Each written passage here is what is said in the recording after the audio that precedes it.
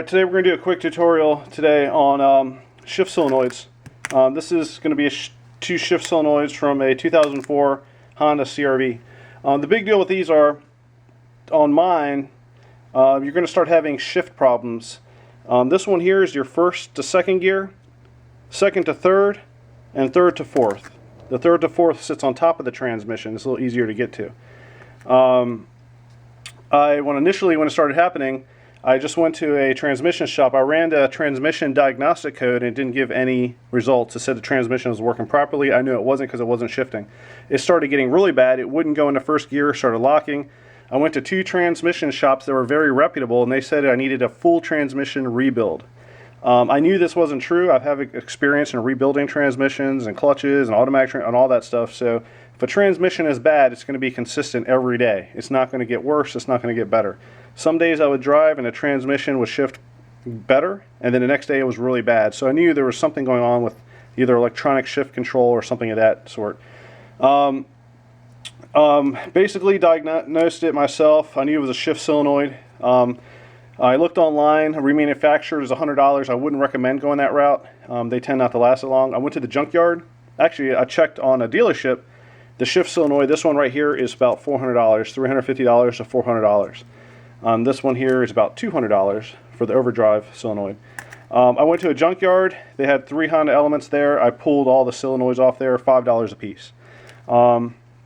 It's very easy to test. When you get a shift solenoid, you hook up a 12-volt battery. You get 2 leads. You're going to have your wire prongs in here, if you can see, in each side. And basically, you just touch the positive and negative on each side to see if it gives you a tone. If you listen carefully, you can hear the tone.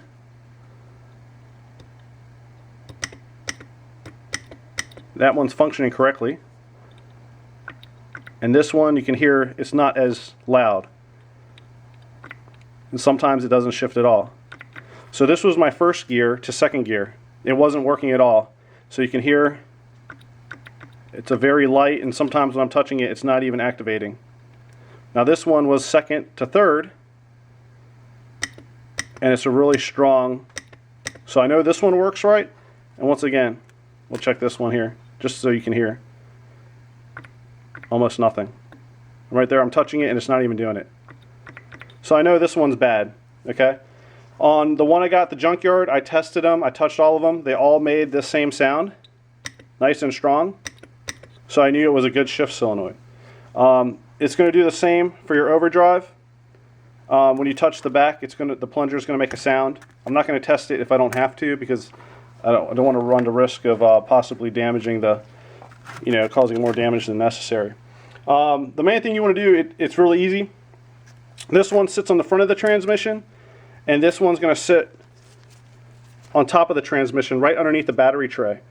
So to get to this one, you just got to kind of work at it. There's going to be 6 bolts right here. You unclick the wire connectors, drop those down, and you take off these 6 bolts. Pull them out. Behind it, it's going to be a gasket. It's very important that you replace this gasket. Okay, I ordered online. It was $4. I went OEM. The dealership, I believe, is $12 for this gasket. Make sure you pull this gasket off, the old one, and the front of the transmission, and wipe it down with either acetone or brake cleaner to make sure that the mating surfaces are clean, because really you can tell this is a pressure chamber in there. Also, the other thing I did was inside here, you're going to have these little metal, almost like rods, and they have a little screen inside. What I did was I shot some brake cleaner through each one because the screens were clogged too, just from years and years of transmission fluid going through. There is a little O-ring in there, a black O-ring. I didn't replace them. I checked each one and they were fine. I try not to replace anything I don't have to, but I did pull out each one of these, make sure the O-ring is not broken, and I sprayed brake cleaner in there to make sure that the screen was clean. And then, so basically it's pretty simple. Just be sure to check to make sure that they have a good tone, the plunger sound. Even when these fail, it won't give a transmission code. For some reason, with Honda, I don't know why, these tend to go bad, and when you run the transmission diagnostic test, it still gives that transmission's working properly. It's not the case. Mine wouldn't even shift at all into first and second gear. It's just a quick way to check. Supposedly the transmissions in the earlier Honda Elements 2003 to I think 2006 or 7 and the Honda CRVs same years are pretty much indestructible. I've rarely seen any that need a rebuild. The thing that does go bad tend to be these shift solenoids. So your first thing to do, it's fairly inexpensive. You can even pull it off and check to see, prior to getting a transmission rebuild.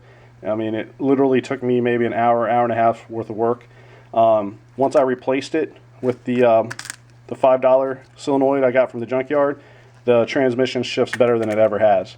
So I think I was running I think my first second gear solenoid has been bad for a while, maybe 2-3 years. It wasn't even downshifting when I would go downhill, but now the transmission works perfectly. If you have any questions, just let me know, and I'll try to get back to you.